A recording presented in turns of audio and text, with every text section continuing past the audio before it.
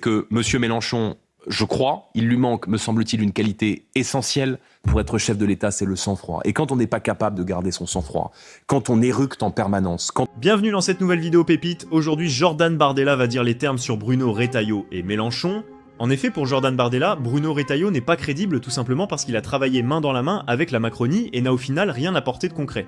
Pour Mélenchon, Jordan Bardella va aussi le démonter complètement en parlant de ses liens bizarres avec des groupes islamistes et du fait qu'il est incapable de garder son calme. Le calme, comme vous le savez, est une qualité indispensable pour un futur président de la République. Je vous laisse voir. qui se lève tôt Alors pour justement, travailler vous parlez dur. du travail, vous n'êtes pas le seul, il y a d'autres candidats effectivement, et notamment Bruno Retailleau qui veut mettre la France au travail, qui veut peut-être casser le carcan des 35 heures. Vous parlez notamment de la retraite, l'âge de départ peut-être à 62, peut-être à 60 ans, on ne comprend pas très bien comment est-ce que vous voulez remettre la France au travail et paradoxalement que les Français travaillent moins longtemps. Alors, pardon, il y a plusieurs choses.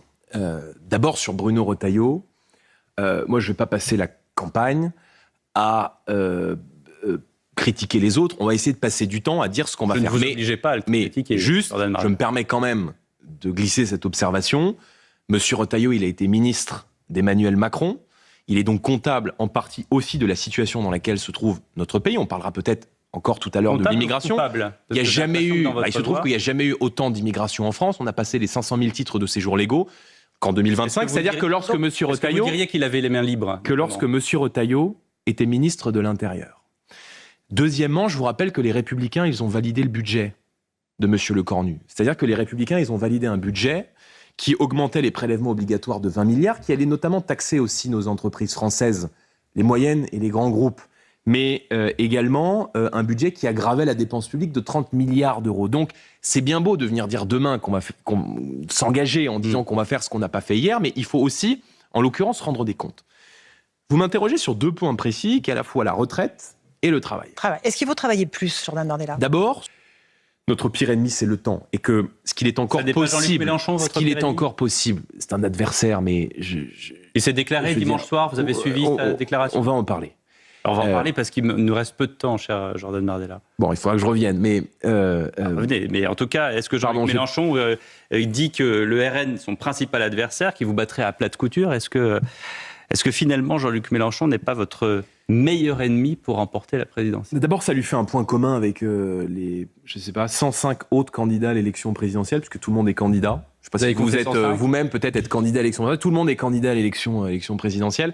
Ça lui fait un point commun avec tous les candidats qui disent que leur adversaire dans cette campagne, c'est le Rassemblement national. Donc, moi, mon adversaire dans cette campagne, ce n'est pas tant M. Philippe que M. Mélenchon, c'est la dette, c'est l'insécurité, c'est les fins de mois difficiles. C'est le déclin de notre pays, c'est le déclin éducatif, c'est le déclin industriel. Vous ne regardez pas la concurrence, vous ne regardez pas.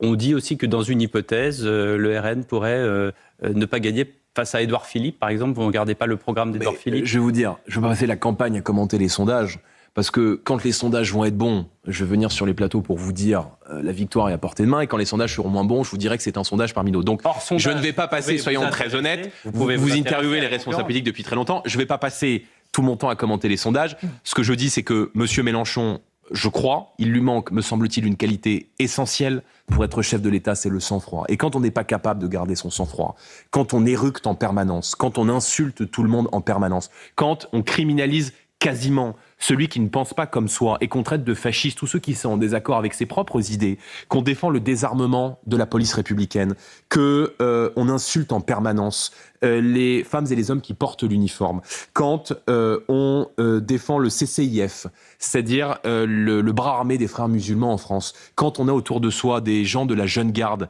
qui sont des militants antifascistes, dits antifascistes violents, qui tabassent, qui lynchent, qui tuent dans les rues de France. Alors je pense qu'on est discrédité pour rassembler une majorité de Français et pour apaiser le débat dans la société française. N'est-il pas le plus près à gauche, le mieux organisé, avec les troupes qui sont en ordre de marche, comme il l'a dit ? Il a son parti, il a sa vision de la société que je conteste et contre laquelle je me battrai toujours. Mais Jean-Luc Mélenchon, on peut lui reconnaître ça, il a l'intelligence de savoir manier les mots, de savoir manier le langage, de savoir faire une campagne, de savoir aussi réécrire l'histoire de France. Et sans doute aurons-nous l'occasion d'en discuter pendant la campagne présidentielle. Mais il a au moins, il faut lui reconnaître ce talent de savoir faire campagne. Moi, la question que je lui pose, c'est est-il possible de faire une campagne présidentielle sans insulter ses opposants, matin, midi et soir? Alors, on va évoquer maintenant Marine Le Pen. Est-ce qu'il ne serait pas l'adversaire idéal pour Marine Le Pen au second tour de 2027, si tant est qu'elle puisse se présenter? Jean-Luc Mélenchon? Mais je vais vous dire, je peux secrètement espérer que l'un de mes opposants se retrouve au second tour. Est-ce qu'il n'est pas La plus facile à réalité, battre? c'est que je n'ai aucune prise sur cela. Et donc, vous dire aujourd'hui, j'aimerais que ce soit un tel, j'aimerais que ce soit un tel, je veux dire, ça c'est de la liberté de choix et de vote et de conscience du peuple français. Moi, ce que simplement, et c'est peut-être cela que les Français doivent retenir ce soir, on ne fera pas la France de demain. On ne bâtira pas la grande puissance française au XXIe siècle avec ceux qui l'ont affaibli, avec ceux qui l'ont trahi, avec ceux qui ont échoué. Donc, cette élection présidentielle, c'est un grand moment de clarification. D'abord, cette élection, elle revêt un enjeu de civilisation énorme. Parce que peut-être que dans 5 ans, il n'y aura plus d'industrie automobile en France. Peut-être que dans 5 ans, il n'y aura plus d'agriculteurs en France parce qu'ils auront été écrasés par les charges, les normes et par la concurrence internationale déloyale.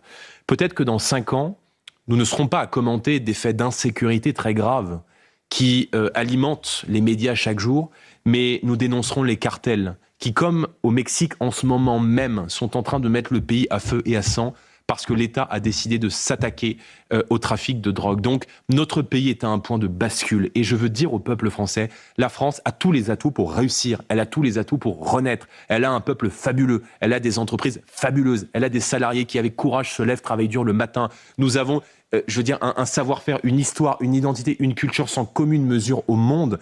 Mais saisissez-vous de cette opportunité. La France sera ce que vous en sera. Donc, notre responsabilité, c'est de nous préparer, c'est d'être prêt, c'est de proposer au pays un chemin différent, c'est d'avoir le courage ensuite de mettre en œuvre ce sur quoi nous aurons été élus, de le faire avec notre conviction, avec notre détermination. Et en tout cas, je veux dire aux Français que nous serons prêts. Dites-nous en commentaire ce que vous avez pensé de cette intervention de Jordan Bardella. Pour ma part, je trouve qu'il a tout à fait de raison de dire que nous ne pourrons pas rebâtir la France avec ceux qui l'ont détruit durant des années. En tout cas, dites-nous également qui vous voulez voir à la tête de l'État en 2027, et à très bientôt pour une nouvelle vidéo Pépite.